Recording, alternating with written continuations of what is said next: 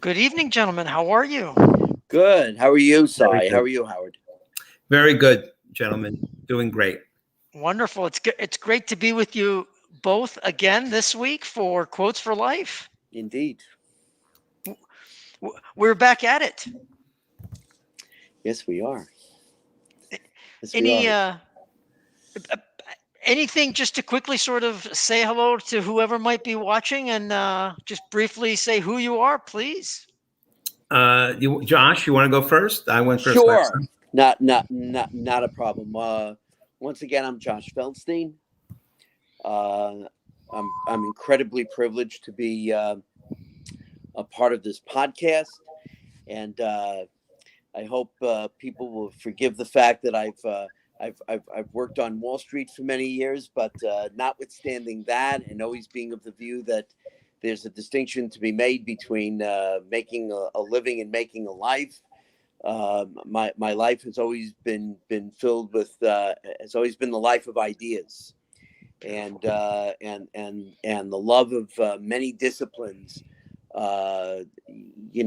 continue to guide me and inform me in how I live my life, and that love is second to only to my the love of my children and of my very dear friends.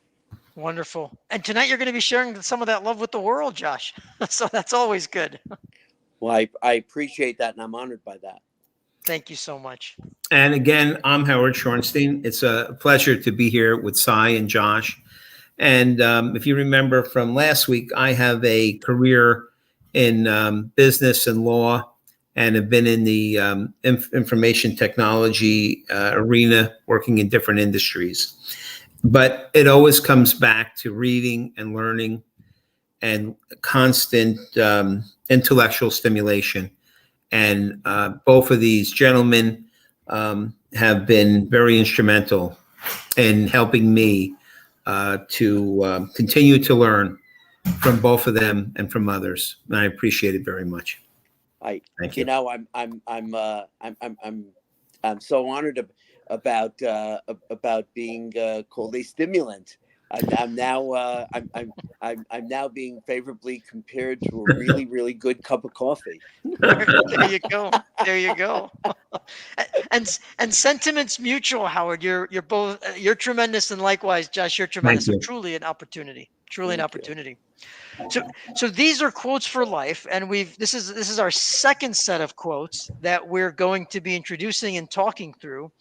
And without too much more to do, if you will, uh, Howard, I would love for you to introduce us to your second quote, and we'll dive right in. Well, yes, thank you. Only one man ever understood me, and he didn't understand me.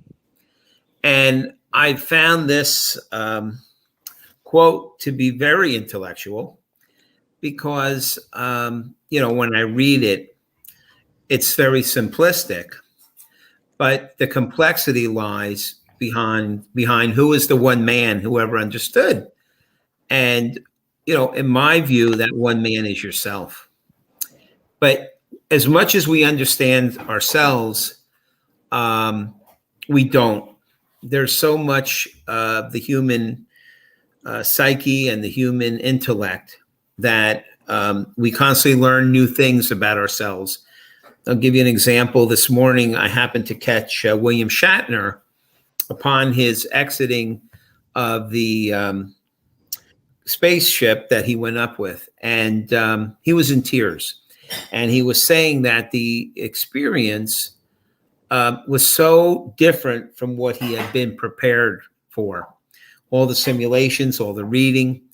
But when he actually went up there and saw what the Earth looked like and the outer bounds of our atmosphere, it was life changing. And he actually said a statement: "I hope I never recover from this." So again, that's the way I view this quote. That we are always learning. And even though we think we understand ourselves, there's so much more that we can learn about ourselves and experience in life to give us unique opportunities. Beautiful. Thank you, Howard. Josh, do you want to sort of offer some perspective and thoughts, and then I'll chime in. Yeah, yeah, and I think, first of all, as we noted last week, Howard's uniquely great at taking a particular quote or concept and being able to relate it anecdotally. And I always think that ability to be able to concretize it is, makes it even that much more meaningful for people. But it also it goes back to something we spoke about last week when and here, we were thinking about how could we relate the quotes that we've come up with this week to the ones we had in the initial session. And I recall mentioning a couple of things based on the quote from the quote that I use from Plato, uh, which was, "Let parents bequeath to their children not riches but the spirit of reverence." It's and here William Shatner is reverent. What is he reverent about? It's about being a part of something that's larger than yourself, Mm. and having that, and having that sense of the transcendent will invariably lead people to want to learn more about themselves, about others, and the world around them. And the other thing which I mentioned from last week, which is apropos of what Howard just mentioned, and of what Hegel was saying, is that an education isn't merely about the amalgamation of credentials, which is how we tend to think of what constitutes an education today. But it's really it's a never-ending act of self-discovery, and to only be ended when we draw our last breath. And coupled with the fact that as Socrates, Plato's great interlocutor, had said that the greatest form of knowledge is knowledge of one's own ignorance. It reminds us of the fact that the truly educated person, the person who understands themselves, understands the fact that however much they understand about themselves and however much they know about themselves and the world around them, there is so much more that they don't know. S- Brilliantly shared from both of you. So, I love the quote because essentially at the end of the day, we don't fully understand ourselves, no matter how much we understand. And all too sad and all too often, I find that people forget that. They truly think they understand everything about themselves. So, so as you've traveled, and we've all traveled in many different ways, how have we embraced the quote and reminding ourselves that there's still a vast universe within ourselves to understand? I mean, what have you both done? I'd love to hear kind of what your thoughts are there.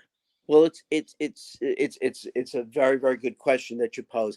I would actually take it a step further, Si, and say it isn't even necessarily so much that we have forgotten it. I think in many instances, uh, it isn't even known. And you Hmm. can't forget what you never knew to begin with. Well And said. I'm not sure in many instances in the current generation, and perhaps even beyond that, if there's even that, if that's ever been the case for them. I think there's a great lack of self-awareness. Hmm. And Yes. I and when there's that lack of self-awareness, it precludes the ability on the part of individuals to really engage in that kind of self-examination, of Yeah. that need and that desire Right.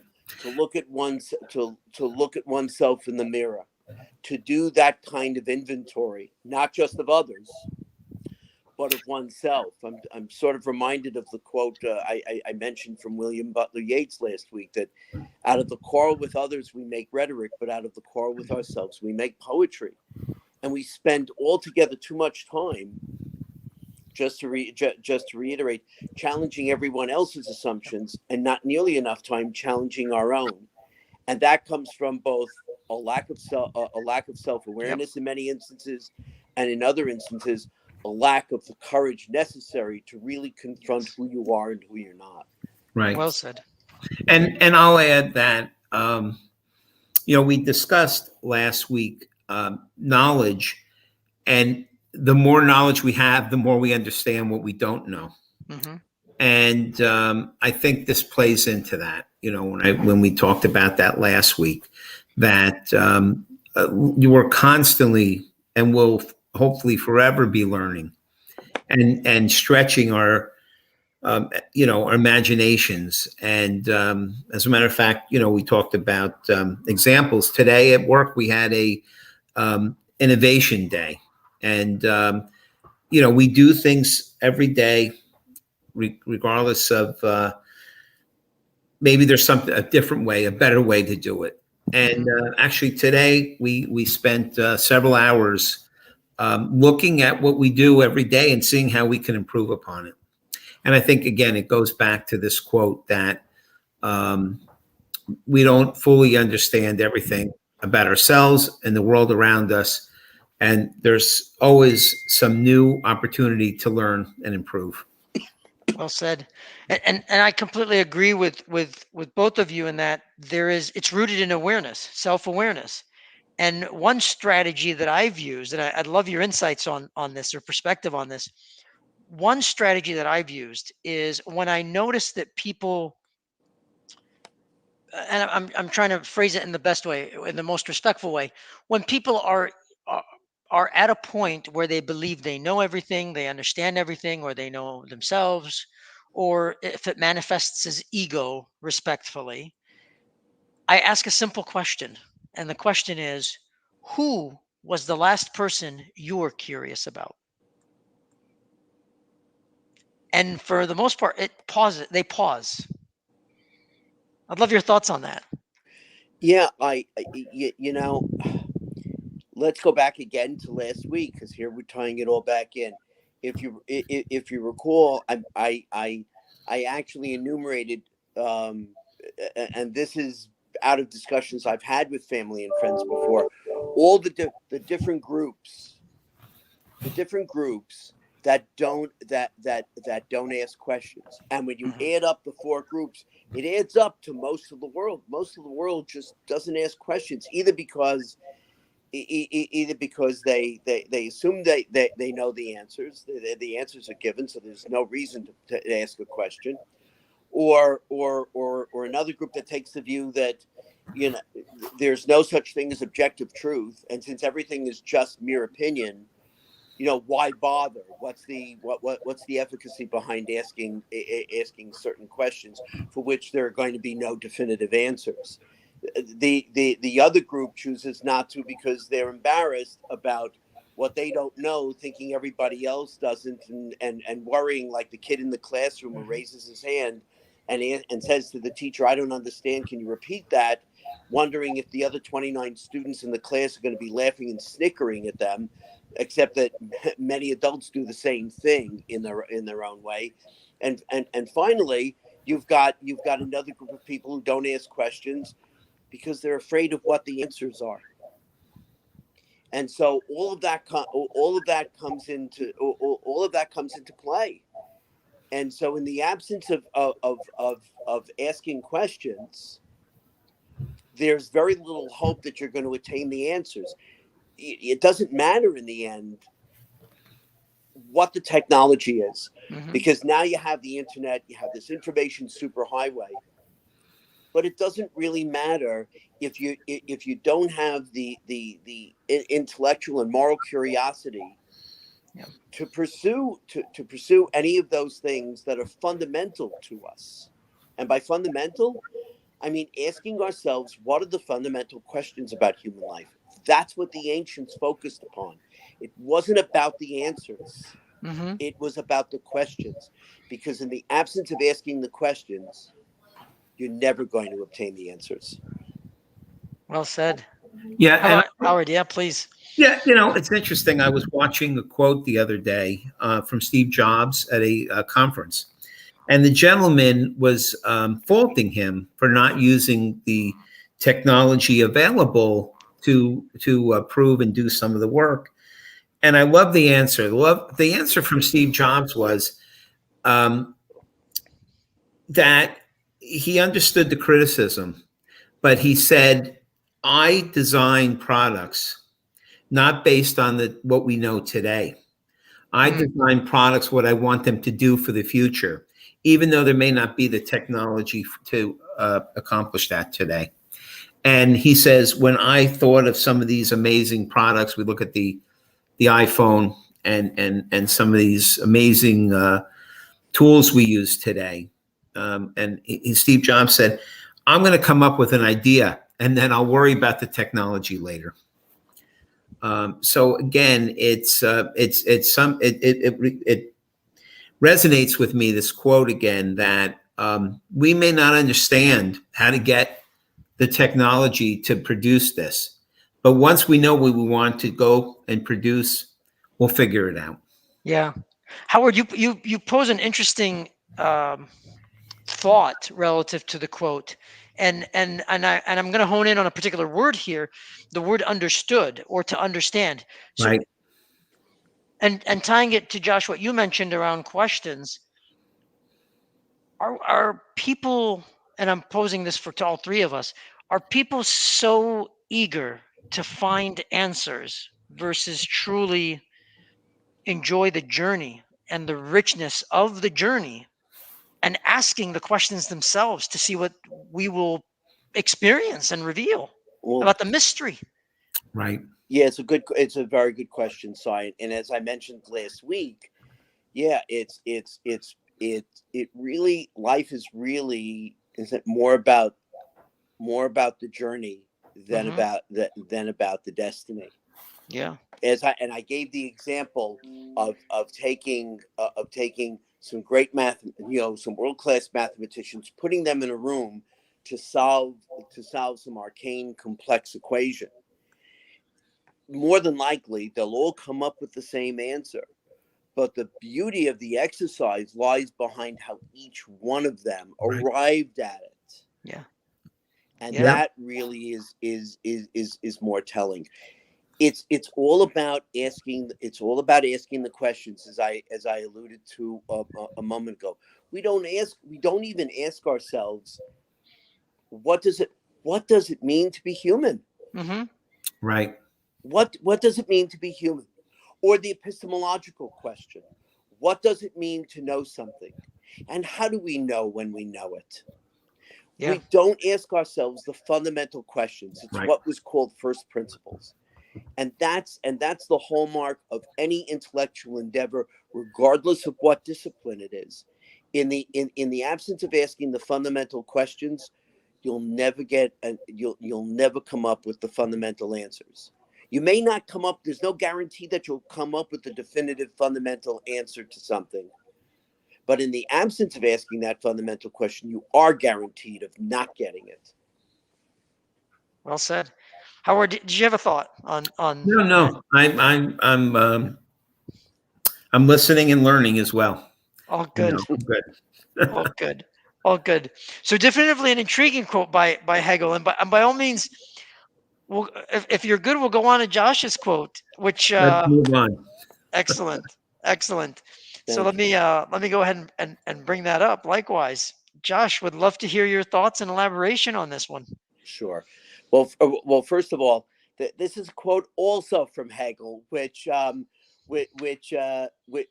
can tell you, Howard and I did not conspire last week to make this to make this a session of the Hegel Society. I can assure you, which made it all the more interesting.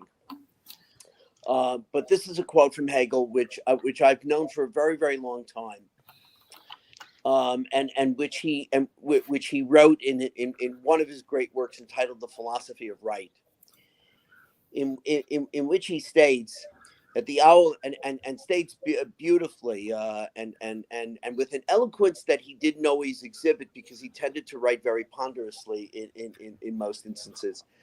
That the owl of Minerva spreads his wings only at the gathering of the dusk. It is a beautiful, but for me also a very haunting and chilling statement. For me, I've always interpreted that if you take each part and then combine it organically, the owl of Minerva, of course, we think of the owl as being wise. The owl of Minerva spreads his wings only at the gathering of the dusk. For Hegel, the study of history, and this also relates so much to the cultural conflict that exists today, that the study of history was vitally important, immensely important. And tying in with Howard's quote, the study of history was necessary in order to understand ourselves and our culture and the larger world. Hegel was, however, reminding us, as one of the great philosophers of history and one of the great students of history, that there are many lessons, in fact, to be learned from it. The problem, regrettably, in the end, is that we tend to learn those lessons too late to be of any meaningful value for ourselves in the end.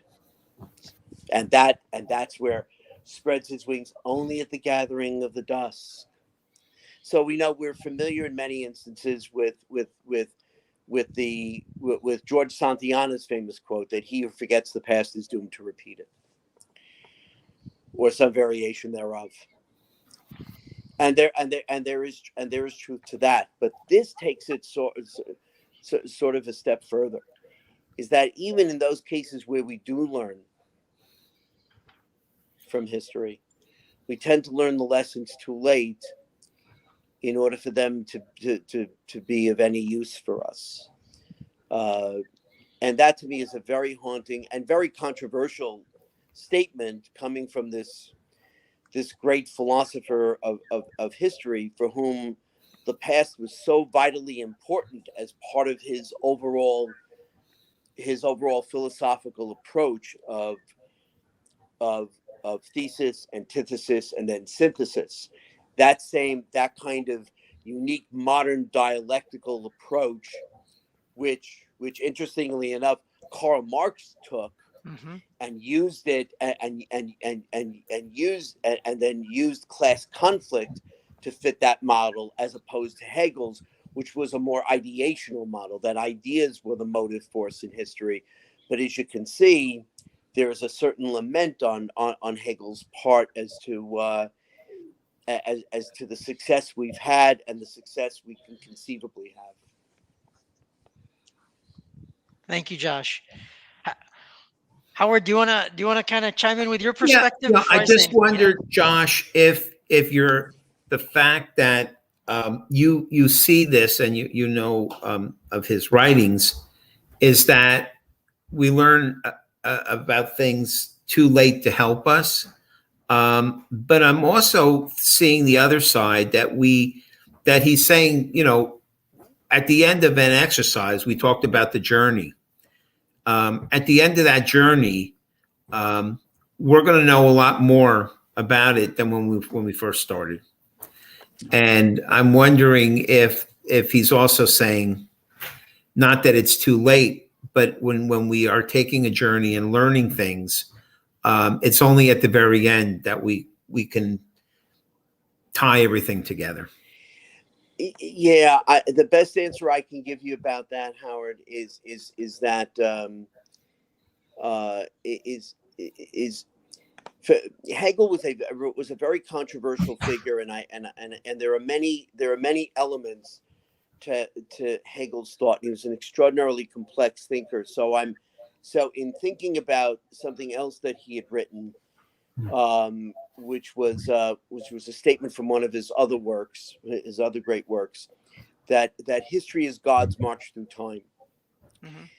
And so it's interesting to juxtapose the statement he makes about history as it relates, or as we relate to history and to the study of it, and to the fact that history is God's march through time.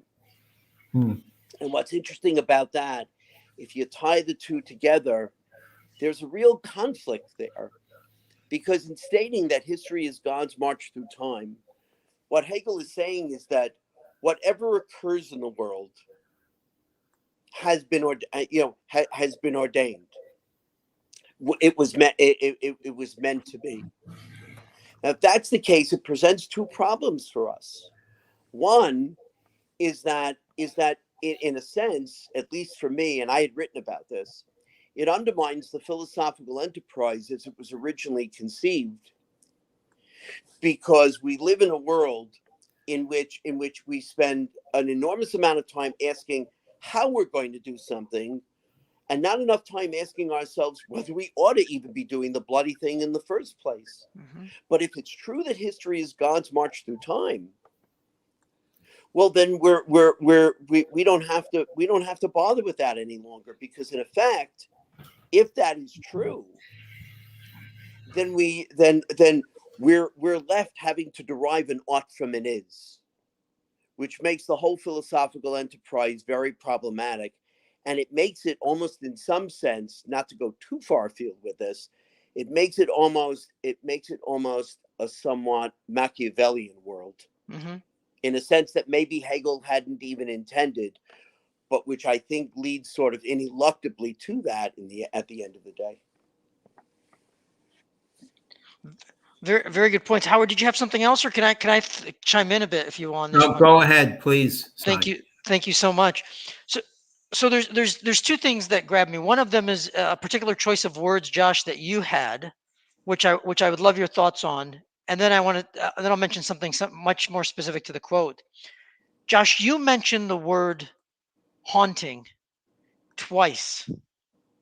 Say more, my good friend. I think Howard, you picked up on it as well. Sure. Say more, my friend, please. What makes this haunting?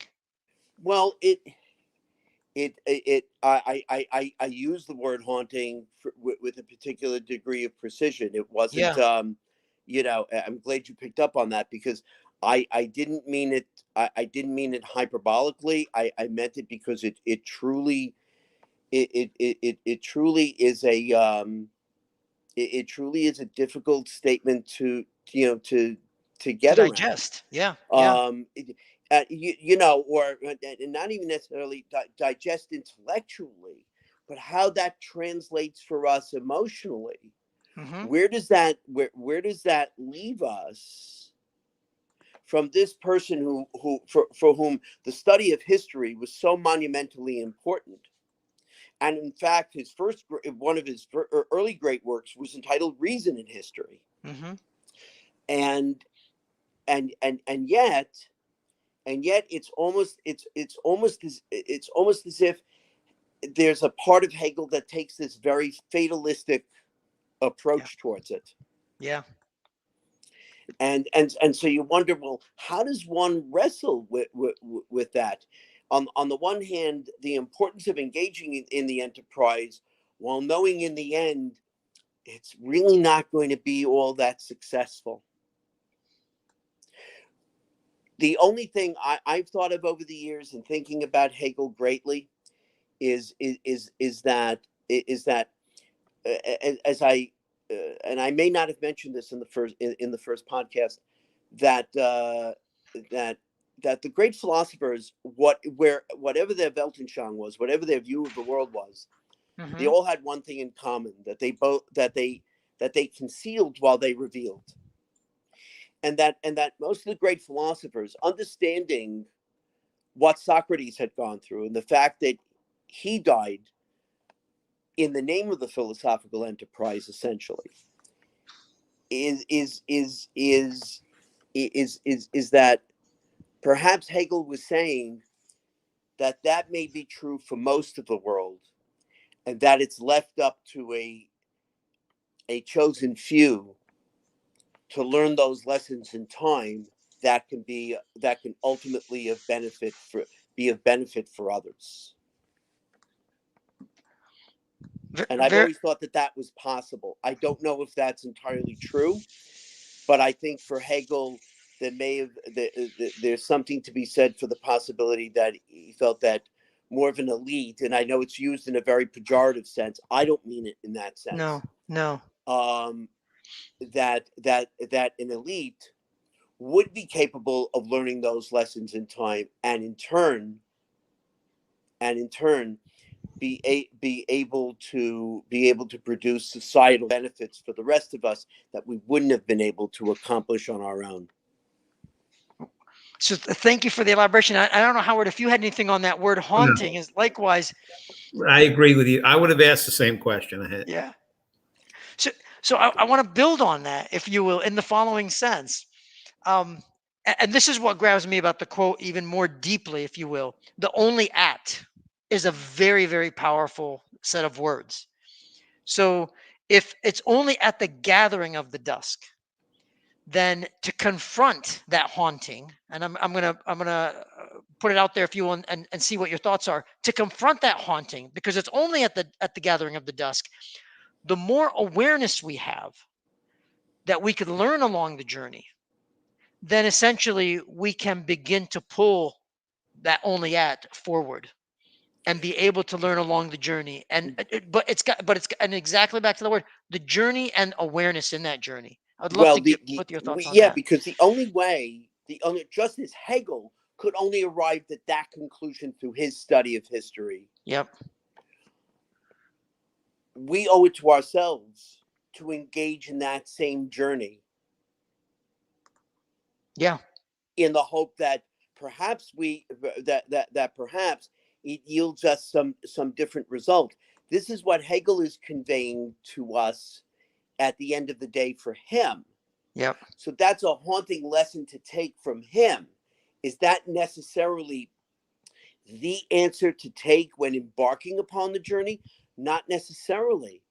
That's why it's so critical for us. It's so critical for us to be able to ask ourselves those questions so that we can take that unique journey of our own and come to our own conclusions.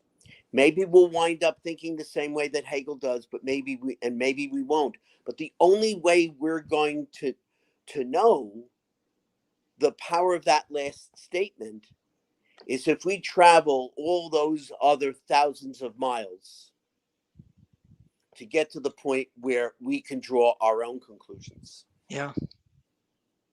Any thoughts, Howard?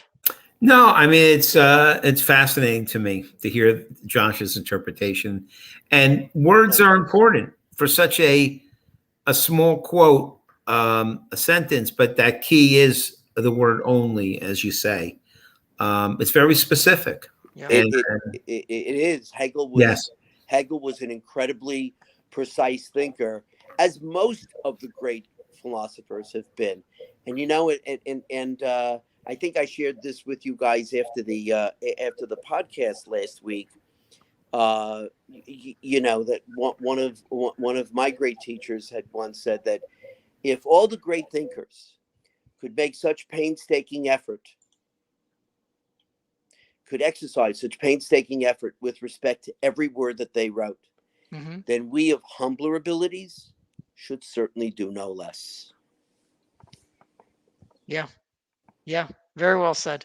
I'll say one last thing. It was interesting. I was talking with Josh earlier about not about this, but my son called and was telling me he had an exam in a class that he felt very confident in, but he felt the exam was pretty tough, and he thought he did better than average.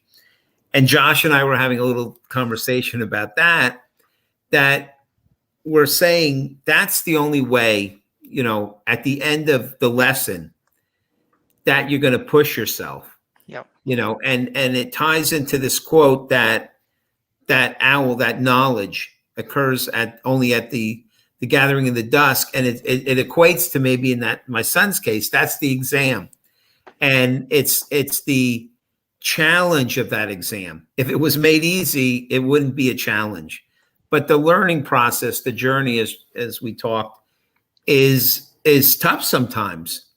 And I can equate this quote to my son's experience today. I think that was so great that you brought that you brought that up, Howard, because yes, I mean we discussed that earlier today. Yeah. It couldn't have been as it turns out, it couldn't have been more timely. I think that's so great that you brought that up, because that's really what it comes down to. It's about our willingness to struggle. The great Hmm. thinkers recognized the fact they weren't telling us how to live our lives, other than the fact that we had to live them philosophically, meaning that we had to be willing, that we had to have the intellectual and moral courage to wrestle with those ideas. And because only out of the struggle, out of the wrestling with those ideas, can we hope to achieve and anything truly wonderful for ourselves, make our lives better, perhaps make the world a better place. Yep. But it comes with a struggle. It you know it it's it it can't be that easy. It wasn't meant to be that easy. Yep. And it's interesting. Howard is extraordinarily knowledgeable of astronomy, and of the planetary system, and he's a tremendous devotee of the space program. His knowledge of that is encyclopedic, whereas I know bits and pieces, but Howard's knowledge of it is comprehensive. And so here, I mean, we can use that sort of as a metaphor, given what Howard mentioned earlier about what William Shatner Hmm. experienced, and the fact that even at age 90, the world is still open to whole new Yep. vistas for this person. If the world is open to whole new vistas for him at age 90, how can it not be open to whole new vistas for us Yeah. who are so much younger? So, I want to throw in there. I want to throw in there two other quotes that are actually not my quote, but when I read both of your quotes as we shared them, two other quotes came to my mind, and they're both from the same individual, and the individual is Sigmund Freud. And one of the quotes is, "Everyone owes nature a death." So that's one quote. And then the other one is, "No one believes in his own death. In the unconscious, every one of us is convinced of his immortality." Any particular thoughts? And basically reading both of yours, that's what came to my mind as it struck me. Well, I'll take the second one first. The concept of immortality would be would could very easily be the subject of a Yeah, year long class. easily, very And easily. Yeah. easily. And as Freud liked to say, I wasn't the discoverer of the unconscious. I was the discoverer of the scientific method by which we understand the Yeah. unconscious. And and and I'm not so sure I necessarily agree with Freud's concept of immortality, but I do think that immortality is again uh, the idea in human nature that that we are part of something larger than ourselves, and that the world we live in is a step in the direction of a larger world to come. Hmm. um and then and then it sort of bleeds into a conversation about, okay, what sort of legacy do I want to leave? Yes. And I've always found that question to be to be intriguing, because immediately people think, oh, well, that's one, like how you want to be, how you want to be thought of. And I'm not so sure. That those who are preoccupied with a legacy are actually approaching the actual legacy in the right way. Yeah. I think the less you think about how you want to be remembered leaves you with the greater possibility of being remembered well. I think many of our politicians do certain things because they're wondering, what kind of legacy am I going to leave? Where they and so the legacy really, in that sense, isn't transcendent because Mm-hmm. it's just about them. Yeah. Right. Yeah. And I'll add, I mentioned the quote last week, the saying that don't be afraid of dying, be afraid of a life unlived. Yeah. And I mentioned to Josh earlier, I was talking about his son's wedding this past weekend, how I had two weddings, one on Sunday and one last night. And I felt that being there as a participant and watching two individuals, two separate couples coming together as a married couple, is such a fascinating example of legacy, because they're going to create a family, Mm-hmm. and hopefully their children create, and it's the circle of life, and that's the concept of immortality is we continue to repopulate ourselves, our families, and our children and their children, et cetera, et cetera. So, so what strikes me about a lot of the quotes, and in particular this evening, I want to come back to it after we do my quote and return to this. But what strikes me about the two Freud quotes is there's a Yes. tension that he expresses, right? In one sense, we owe nature a death. We can't escape that. And in the same sense, in the same sense, we're convinced of our immortality. So we owe something, but we're still convinced of going beyond what we owe. And it's a powerful dynamic that interplays within the context of the dusk. Well, it's the struggle Yep. between, in Freud's two statements, between the physical death versus a metaphysical death. Yeah. Very powerful. Very powerful. So, so should we take a look at the next quote, gentlemen? Please. And Please and do. there and there's definitively an underlying theme which we will return to, by all means. So so this is the quote that I chose, and it does relate to the quote from last week, which was the creation of a soul. And in this case, the quote is, I'm someone who did not die when I should have died. And the reason I chose this quote is there's an element, if you will, of built in renewal to this. If we remind ourselves every morning of this quote, I'm someone who did not die when I should have died, it gives you a whole different perspective on the day, on the experience that unfolds before you. One that almost primes mystery, awe, curiosity. Love to get your thoughts on the quote. Yeah, I was thinking about that, Sai. Now, the quote is from Euripides, who's one of Hmm. the preeminent Greek tragedians. He was Yeah, really, and he was the last of the yeah, of the three Greek tragedians, the others being Aeschylus and Sophocles. And I know Euripides always struck me as being more iconoclastic than the others. He'd like to engage the modern concept of shock and awe, yep, and in his in his writings. And I thought that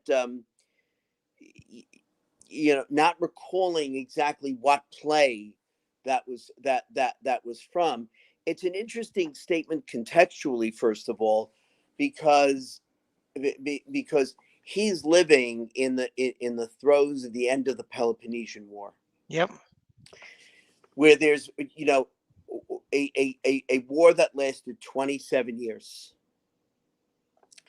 that ended in the year 404 BCE, if I'm correct. And it recalled for me, um, uh, something that Thucydides, who was the great historian of the Peloponnesian War, wrote, which was that only the dead can know the true cost of war. And it sort of made me wonder if Euripides was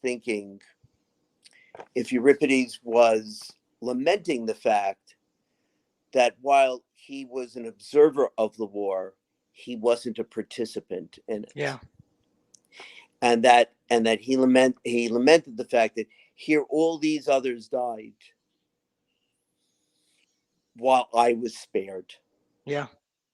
Why should I have been spared while all these other individuals, far nobler, far greater, far more courageous than I am,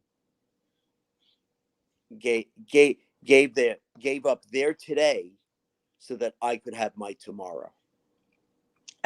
And exactly to the struggle aspect, it to even think those thoughts incites struggle.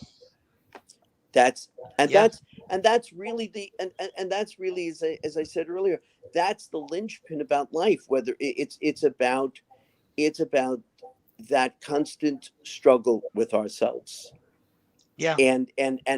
But you have to have the self-awareness that the struggle is necessary, Yep. and you have to have the courage to engage in it. Yeah. And it doesn't matter what tools are at your disposal, because if you don't have those two attributes, the tools don't matter. Well said. Howard, what are your thoughts, my good Well, friend? it's going to be hard to compliment that, but I agree that when I read this, it's from someone who has seen perhaps a war and experienced some situation that we've all, even in our own lifetime, we've seen some, for example, 9/11, and we look at that, and it changed us all. That seeing those scenes of people, they turned often to the people who were jumpers and what was going through their minds, and many of the family members I saw a program about it where they were trying to put themselves in the heads of their loved ones, and that's what I take away from this. That even though evidence showed that maybe their loved ones ended up jumping, many of them felt that couldn't have been. Mm-hmm. So that's what I take away from it. I wanted to go back to something else for a moment, and that was interesting. But I wanted to go back to something else for a moment. We've talked in both directly and obliquely about the past. Mm-hmm. And let's think of this in two respects. First of all, Howard and I both came up with a quote from Hegel. Yep. You came up with a quote from Euripides. What are some of the things that are coming out of these discussions? The importance of studying the great thinkers of the past. That in fact, unlike what most scholars today obtusely think, that who take a historicist view, Yep. the idea that truth resides in history, in contemporary history, but that the historicism lends itself inevitably to not being historical, Yep. to not studying the great thinkers and the great events of the past. Why? Because they think that those who lived 200 years ago, 300 years ago, 2,000 years ago, 3,000 years ago, that their thoughts, their statements, their actions can't speak to us. And yet, here's the common thread. We're trying to show that they all do. Yeah. That they speak to us deeply and profoundly. Why? Because as I've said on a number of occasions to my children, we are better informed, but we know less. And why? Because we don't know those who preceded us as well. Because those who preceded us are all considered to be anachronistic thinkers. Yep. And so if you lived 2,000 years ago, you can't speak to the modern predicament without wondering that perhaps the reason why we suffer from the modern predicament, which is its own separate subject, is the result of not having understood our ancestors Yep. and predecessors. Yes. Sometimes, in fact, people even come up with ideas that they think are new and noteworthy. And then I'm reminded of something that arguably the greatest intellectual of 18th century England, Samuel Johnson, wrote. That what oftentimes passes for originality is merely the ignorance or neglect of our ancestors or predecessors. Yes. And it underscores the fact, even, dare I go onto the political front, that the difference between contemporary liberals, not ancient liberals or even early modern liberals, but contemporary liberals, versus the line of thought that can trace itself back to a philosophical conservatism, is that the contemporary liberal wants to break away from the past. The conservative says, we know the past wasn't perfect, but the only way we're going to be able to progress is by understanding the past, Yep. so that we can learn what we did well, what mistakes we've made, learn from them, and then apply what we learn going forward. Yeah. So it's about learning from the past versus breaking away from it, almost to the point where you're pretending it didn't even exist. Yep. Yep. Howard, did you have anything, or I want to make a suggest, or I want to kind of, you're good? Okay. So, so I want to zoom out a little bit because what we have been talking about, it's interesting. This is our second conversation. So call our first conversation as a warm up, right? Like we'll put it that way, right? A warm up with some orientation in particular of where we're coming through, and then the second conversation, there's a definitive pattern that has emerged in our conversation, which is congruent to I think all of our experiences. I know in my conversations with Howard, and Howard, you'd Yeah. say otherwise. These concepts in particular that I'm going to call out as a pattern that overlays all of our quotes, and is one definitely we've talked about in one form or another. And the pattern is, and Josh, please likewise, I'm sure your conversations and Howard's have been similar in this vein.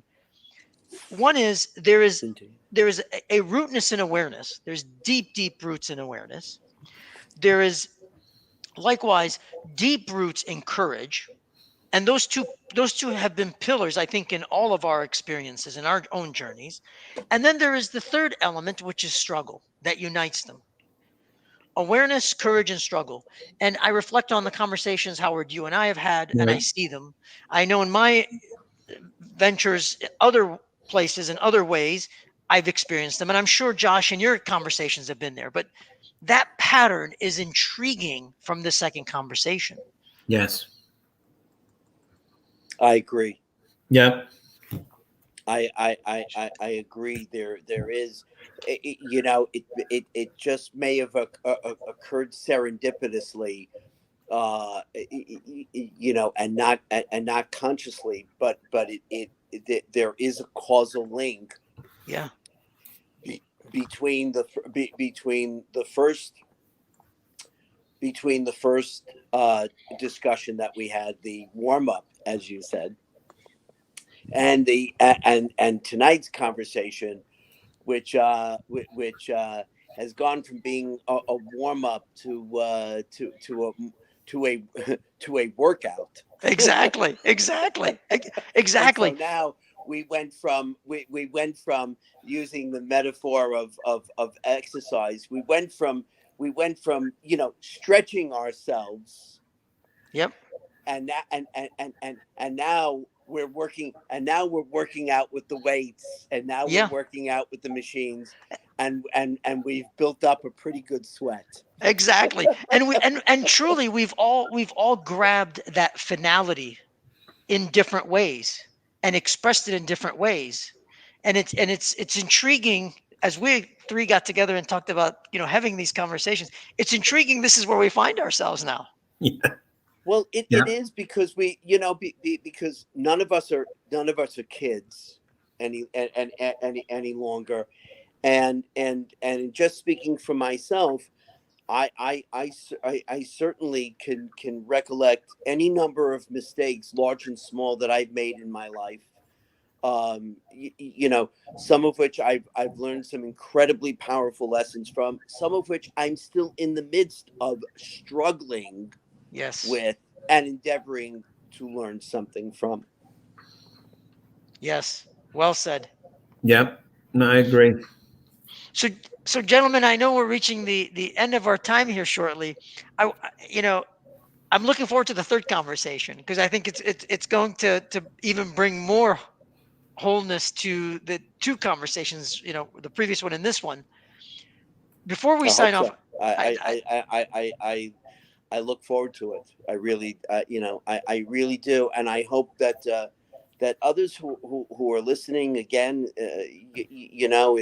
it's not about being, prescriptive. It's not saying here's the roadmap for having a yep, successful and happy life, because people will define success and happiness each in their own inimitable way.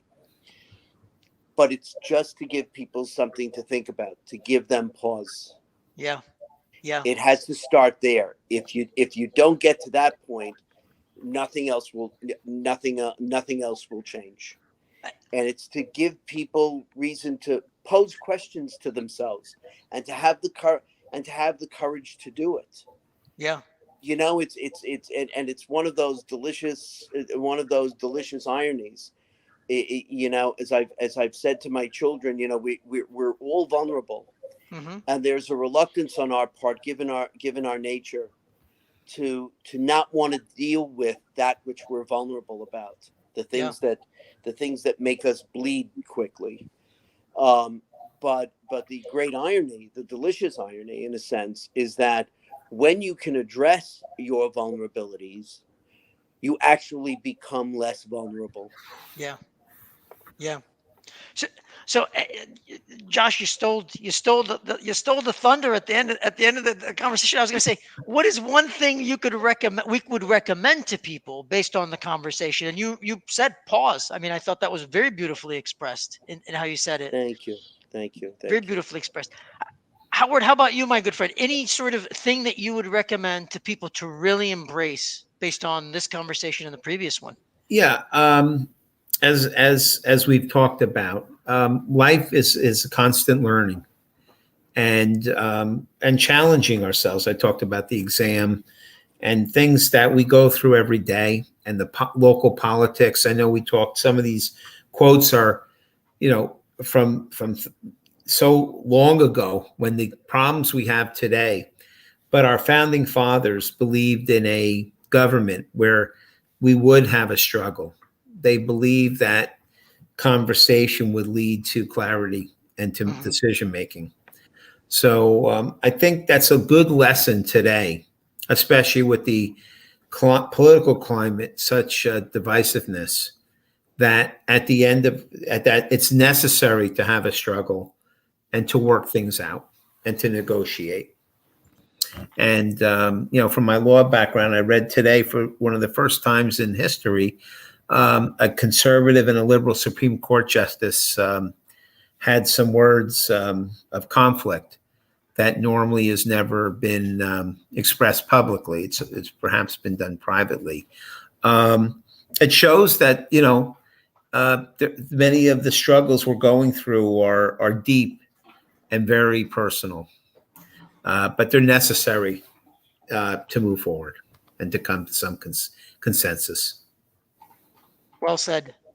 And my sort of suggestion to tie it together, if you will, exactly as you both described, and I want to build off of the first quote that I used in the creation of our souls to use those words.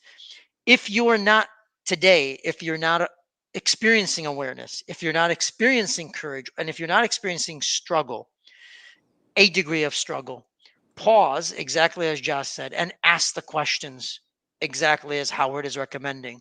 So definitively a pleasure being with both of you gentlemen. And the same, and the same here with both of you. It's a great honor and a great privilege. It really Thank you. is.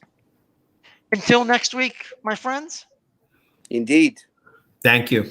Good evening. Indeed. Thanks so much, both of Thank you. you.